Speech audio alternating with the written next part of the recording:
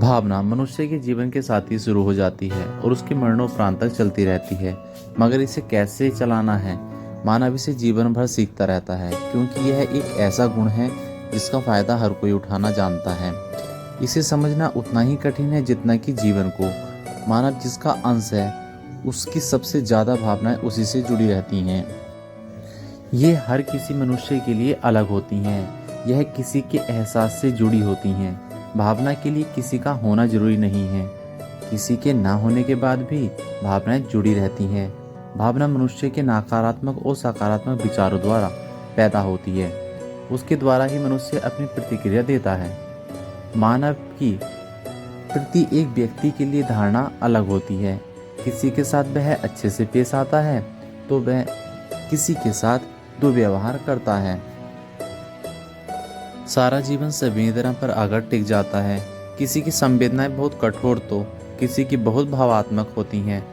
पता नहीं क्यों कहा जाता है कि महिलाओं की संवेदनाएं बहुत कोमल होती हैं, वह भावनाओं में एकदम बह जाती हैं। ऐसी संवेदना ज़्यादातर माँ में देखी जाती है। सृष्टि की संरचना में जो माँ का योगदान है वह किसी का नहीं हो सकता।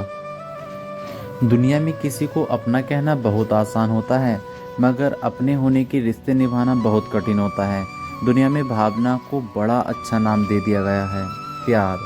यह सामाजिक तौर से एक ऐसा हथियार बन गया है जिसमें लोग अपनों को भी भूलते चले जाते हैं।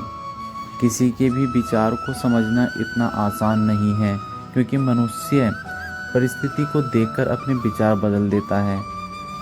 तुम सद्गुरु जी के इस विचार से अनुमान लगा सकते हो।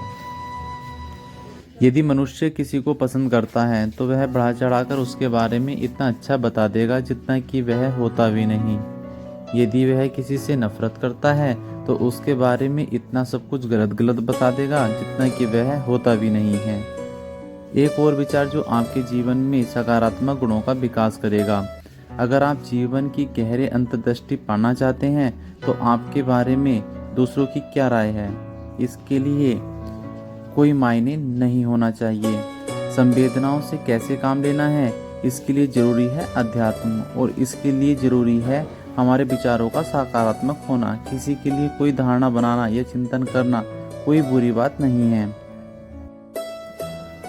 सद्गुरु जी कहते हैं कि यह शरीर पंच तत्वों से मिलकर बना हुआ है, वायु, पृथ्वी, अग्नि, जल और आकाश।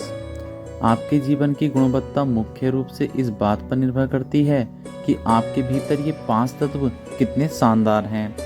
भावात्मक होना कोई गलत नहीं है, मगर भावात्मक होकर अपना आपा खो देना बहुत गलत है। भावात्मक होने के साथ साथ हमें यह भी ध्यान देना जरूरी है कि हमारे विचारों में कितनी गहनता है।